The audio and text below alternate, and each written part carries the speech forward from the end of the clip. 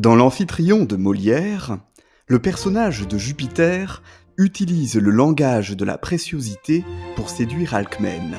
Mais au fond, qu'est-ce que la préciosité ? Le terme de préciosité commence par la lettre P. P comme Paris.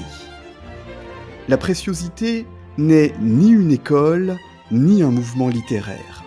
Elle désigne d'abord une manière de vivre en société où il s'agit de se distinguer en cultivant la maîtrise de la langue.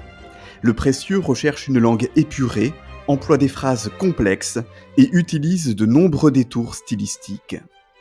La préciosité est indissociable de ce qu'on appelle la poésie galante. Voici un exemple de poésie galante. Il s'agit d'un poème lyrique dans lequel l'auteur, Vincent Voiture, confie son amour. Le poème est riche en figures de style puisqu'on y trouve une périphrase pour désigner l'être aimé, belle et divine Astrée, des énumérations, parallélismes, anaphores et pluriels pour décrire le sentiment amoureux, et dans les deux derniers vers, une hyperbole avec une métaphore du feu pour souligner l'intensité du sentiment amoureux. Le précieux recherche la perfection de la langue grâce à de véritables prouesses stylistiques. Cette manière d'être et de vivre en société se développe dans des cercles parisiens qui se rassemblent dans de somptueux hôtels particuliers dans la première moitié du XVIIe siècle sous Richelieu, Anne d'Autriche et Louis XIII. Mais dans le mot préciosité, il y a également la lettre R. R comme raffinement. Le précieux se valorise grâce à la quête permanente d'un raffinement qui ne se refuse aucune outrance, et ce raffinement concerne aussi bien la langue que l'esprit et les mœurs. Le précieux cherche des mots et des expressions rares. Il refuse l'obscénité et la trivialité. Par ailleurs, les précieux développent la préciosité en réaction à la grossièreté de la cour du roi Henri IV. Le style se veut savant et se caractérise par une prolifération de figures de style, comme les parallélismes, les antithèses, les métaphores, les comparaisons ou les périphrases. De plus, les précieux développent le raffinement de la langue, des mœurs et de l'esprit en se rassemblant dans des ruelles. Que désignent les ruelles au XVIIe siècle ? À l'origine, la ruelle désigne l'espace entre le mur et le lit dans la chambre à coucher des aristocrates. Plus tard, on a abandonné le terme de ruelle pour parler d'alcôve. C'est donc dans cet espace que se réunissaient les précieux. Une des ruelles les plus célèbres est celle de l'hôtel de Rambouillet. Ce salon précieux était le plus en vue à Paris entre 1620 et 1660. Catherine de Vivonne, la marquise de Rambouillet, y recevait les plus grands esprits de son temps. À quoi servaient ces salons parisiens ? C'étaient des lieux de culture qui permettaient aux écrivains de se rencontrer et d'échanger sur leurs créations. C'étaient des lieux de réseau littéraire, d'inspiration et d'émulation. Que faisaient les précieux dans ces salons ? Ils présentaient leurs créations, mais participaient également à des débats philosophiques, à des conférences et à des joutes littéraires où il s'agissait de s'adonner à des exercices de style. Il s'agissait par exemple de créer des sonnets sur la mort d'un perroquet en incluant une liste de mots préalablement sélectionnés. Dans le mot préciosité, nous avons également le mot « E ». E comme élégance. On recherche donc avant tout l'élégance en développant une littérature et une poésie qui se caractérisent par ce que l'on appelle le bel esprit. Le précieux exprime son désir amoureux en le sublimant grâce à l'art du détour et de l'énigme. Il s'agit de susciter la surprise en spiritualisant les pulsions grâce à un travail sur le langage. Nous avons également la lettre C comme conversation. Cette exploration des ressources du langage pour exprimer les sentiments se développe dans les salons précieux qui cultivent l'art de la conversation. Dans ces ruelles, dont nous avons déjà parlé, on cultive une convivialité mondaine, des civilités affectées, une forte conscience de classe aristocratique. Le goût précieux pour un style compliqué à l'extrême puise son inspiration dans ce que l'on appelle le cultisme. Il s'agit du style d'un poète cordouan majeur du siècle d'or espagnol qui s'appelle Luis de Góngora y Gargot. Ce poète espagnol était une idole dans les cercles précieux parce qu'il développait une poésie fondée sur le rythme, les effets rhétoriques, les périphrases surchargées et l'énigme. Voici un extrait de la fable de Polyphème et Galatée de cet auteur. On voit dans ce passage le goût précieux pour un style maniéré et étincelant.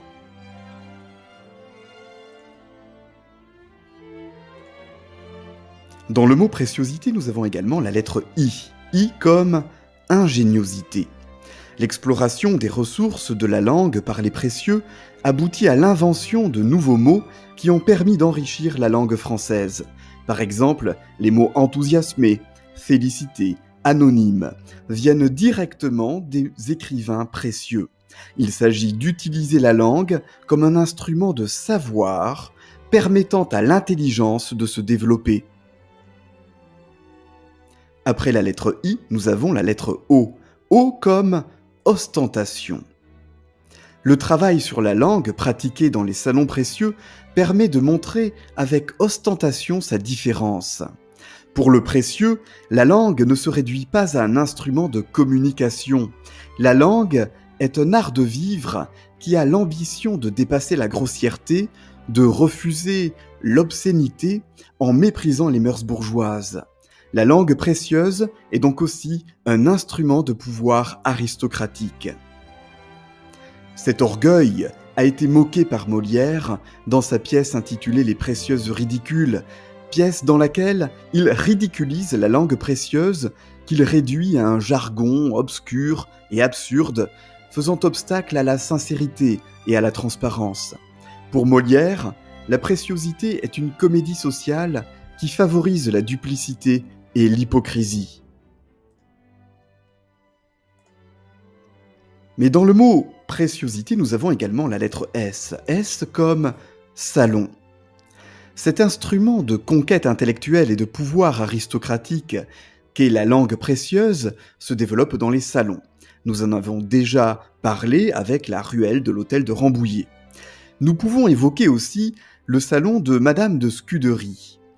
Les plus grandes célébrités de l'époque s'y rassemblent, Madame de Lafayette, Madame de Sévigné ou La Rochefoucauld sont des habitués.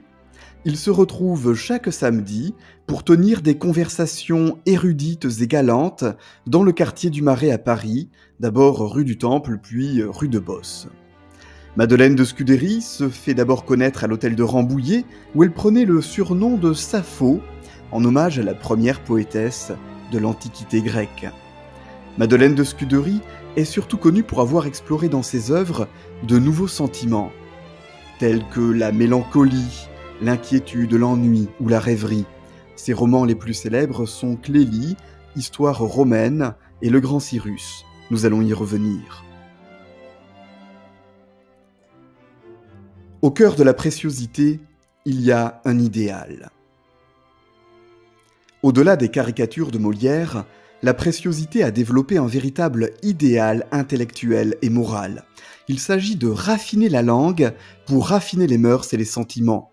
Plus exactement, le but des précieux est d'éduquer le noble pour lui permettre de maîtriser ses sentiments. La préciosité s'articule donc autour d'un idéal de dépassement. Pour le précieux, la noblesse n'est pas seulement sociale, elle est aussi et surtout morale et intellectuelle. C'est pourquoi d'ailleurs, l'hôtel de Rambouillet accueillait aussi bien des aristocrates que des roturiers, comme Voiture, des libertins comme l'abbé de Croisille, qui fut condamné à mort parce qu'il s'était marié, ou des hommes politiques comme Richelieu. Il s'agit de permettre à l'esprit de se manifester afin d'en montrer la supériorité. L'idéal du précieux réside donc dans le progrès des bonnes manières, le développement de l'instruction, des arts et de la culture, la galanterie et le respect de la femme. C'est pourquoi d'ailleurs dans le mot préciosité nous avons la lettre T. T comme tendresse. L'idéal de la préciosité se manifeste notamment dans un roman célèbre de Madeleine de Scudéry intitulé Clélie, histoire romaine. Dans ce roman, publié entre 1654 et 1660, Madeleine de Scudéry développe les analyses psychologiques en mettant en scène Clélie, jeune romaine, convoitée par deux prétendants, Arance et Horace.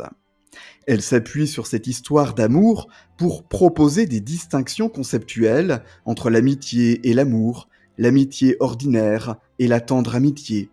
Surtout, elle cherche à définir la tendresse afin de montrer ce qu'elle peut apporter à l'amour. Et au cœur de ce roman se trouve la carte du tendre.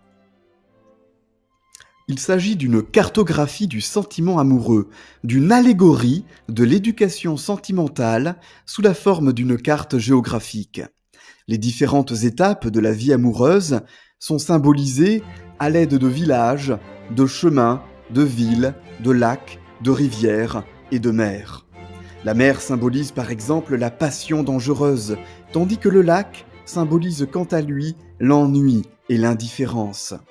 Tendre est le nom du pays qu'il faut rejoindre pour accéder à l'amour grâce au fleuve Inclination. Enfin, le terme de préciosité se termine par la lettre E et comme élitisme. Vous l'avez compris, en voulant faire triompher la supériorité de l'esprit sur les mœurs bourgeoises, en explorant un langage raffiné, épuré et complexe, la préciosité se caractérise par son élitisme. Et cet élitisme puise son inspiration dans l'euphuisme. Il s'agit d'un style qui emprunte son nom au roman intitulé Euphues ou l'anatomie de l'esprit, publié en 1578 par l'auteur anglais John Lilly. Dans ce roman, le récit multiplie les figures de style et explore les ressources de la langue. Mais au-delà de son élitisme, de son euphuisme ou de son cultisme, ce qu'il faut retenir de la préciosité, c'est qu'il s'agit d'un courant littéraire qui a contribué à l'éducation à l'amour. Comme l'amour courtois en son temps, la préciosité montre que l'amour doit faire l'objet d'une éducation qui en passe par la sublimation des pulsions et par la spiritualisation des échanges. Cette éducation à l'amour est considérée comme une préfiguration du mouvement émancipateur des Lumières.